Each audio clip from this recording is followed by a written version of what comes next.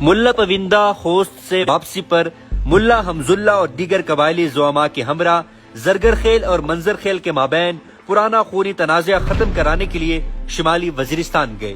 قبائل کے مابین تنازعات کو ختم کرنے اور افغان حکومت کے ساتھ پائیدار تعلقات اور امداد کی بدولت آپ قبائل میں مثالی اتحاد قائم کرنے کے خواہاں تھے، لیکن قدرت کو کچھ اور منظور تھا۔ اکتوبر 1913 میں آپ سخت بیمار پڑ گئے اور 2 نومبر کو خالق حقیقی سے جا ملے۔ اپنے ہم وطنوں کے نام الوداعی خط میں جو ان کی وفات کے بعد کانگورے میں بہت بڑے جرگے میں پڑھ کر سنایا گیا، آپ نے انہیں نصیحت کی تھی کہ وہ اپنی قومیت اور اتحاد برقرار رکھے، انگریز اور امیر کابل کو اپنے وطن پر قبضہ نہ کرنے دے، باہمی اختلافات ختم کرے اور لوٹ مار چھوڑ دے تاکہ برطانوی حکومت کو محسود علاقے پر قبضے کا بہانہ ہاتھ نہ آئے۔ جرگ میں آپ کے 14 سالہ بیٹے فضل الدین کو آپ کا جانشین مقرر کیا گیا۔ ملا پویندہ کی وفات سے ایک طرف انگریز خوش تھے تو دوسری طرف قبائل کے گھروں میں ماتم ہو رہا تھا۔ امیر حبیب اللہ خان نے ایک تعزیتی پیغام میں آپ کے انتقال پر گہرے دکھ درد کا اظہار کیا اور شہزادہ فضل الدین کو باپ کے الاؤنسز جاری رہنے کے متعلق تسلی دی۔ افریدی قبائلیوں نے تعزیتی خط میں لکھا، ملا پویندہ کی وفات سے ہم سب آفریدی بہت زیادہ غم زدہ ہے اور ان کے حق میں اللہ تعالیٰ سے دعا گو ہے۔ ہم شہزادہ فضل الدین کو ان کا جانشین منتخب ہونے پر مبارکباد پیش کرتے ہیں اور ساتھ یہ درخواست کرتے ہیں کہ اگر حکومت نے خیبر میں سڑک کے ساتھ ریلوے لائن بچھانے کا کام شروع کیا تو محسود ہماری مدد کرے۔ قبائلی رہنماؤں میں جو شہرت و عزت ملا پویندہ کو حاصل ہوئی وہ کسی اور کے نصیب میں نہ آ سکی۔ اگرچہ آپ بہت بڑے عالم تو نہ تھے مگر واجبی علوم سے بہراور تھے۔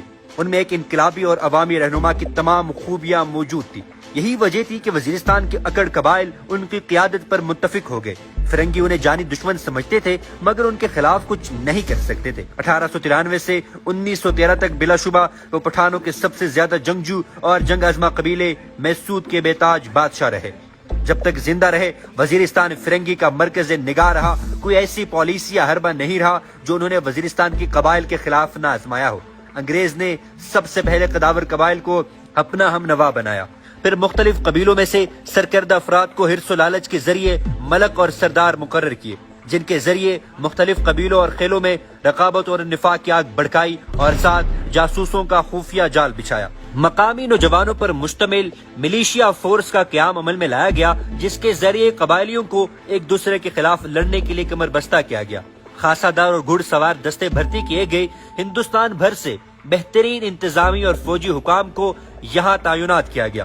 جرگوں کے ذریعے یہاں کے قبائل کو قائل کرنا چاہا اور انکار کی صورت میں دھمکیوں سے مرغوب کرنا چاہا۔ ملا پویندہ کے پیچھے وزیرستان بھر میں فوج لگا دی گئی۔ ان سارے اقدامات کا مقصد یہ تھا کہ بلوچستان میں فارورڈ پالیسی کی کامیابی کے بعد اسے وزیرستان میں روبہ عمل لایا جا سکے، مگر ان تمام حالات کا ملا پویندہ نے جس دلیری اور مردانگی سے مقابلہ کیا اس کی بدولت آپ کی عظمت میں دن بدن اضافہ ہوتا گیا۔ آپ نے گوریلا کارروائیوں کے ذریعے انگریز کو خوف و ہراس میں مبتلا کیا، جس کے باعث اس وقت کے حکمرانوں نے آپ کو غنڈہ اور بدماش کے نام سے پکارا، جبکہ قبائل نے انہیں اپنا قومی ہیرو مانا۔ مختصر یہ کہ پورے 100 سال کی جدوجہد کے دوران آپ کے 20 سالہ دور کو تاریخ میں حیرت انگیز اہمیت حاصل رہی۔ خفیہ دستاویزات میں ان کے دور میں محسود قبیلے کے کارناموں کو جو غیر معمولی اہمیت حاصل ہے اس کی مثال نہیں ملتی۔